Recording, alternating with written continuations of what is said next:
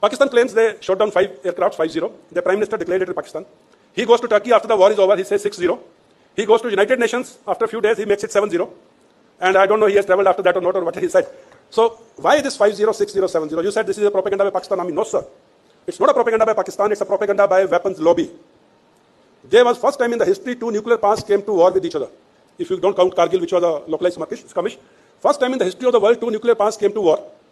There were Chinese weapons on Pakistani side, radars, aircrafts and guns, and there were American F-16s and all, and there were Turkish drones and all.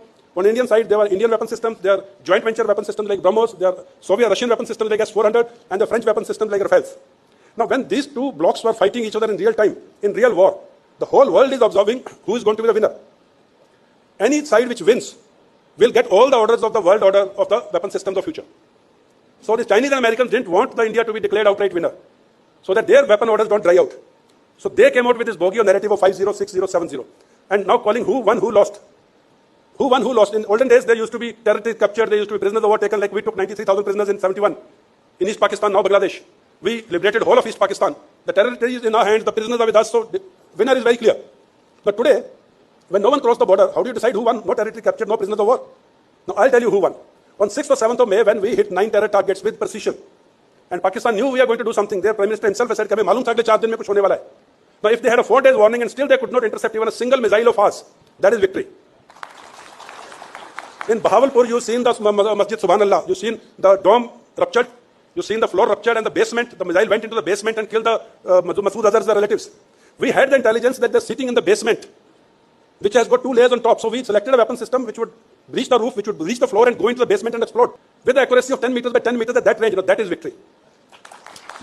When on 10th of May, they tried their level best to hit us for 4 days, they couldn't. And on 10th of May, when we hit the 11 air bases, with the aircraft standing on ground with inside the hangars, and they again could not intercept even a single missile of ours, that is victory.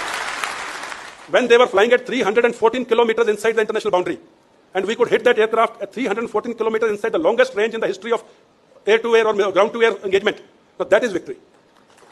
When we hit that aircraft at more than 300 kilometers, all their air bases are within 300 kilometers from the international boundary. Their pilots refused to fly. And then they went begging for a ceasefire to America and Saudi Arabia. We didn't accept it. We said it's a bilateral thing. We don't deal with the multilateral thing. Then at 3:35 p.m. on 10th of May, their Director General Military Operation, I've given all these details in the book Operation Sindoor. 3:35 p.m. on 10th May, their Director General Military Operation picks up the phone, calls up Indian Director General Military Operations, and begs for ceasefire. Now that is victory. When we, being in a position of strength, we could have hit them more militarily, economically, but being a responsible nuclear state, being a responsible democracy, being a responsible country, we accepted their plea of ceasefire. Now that is victory. Thank you.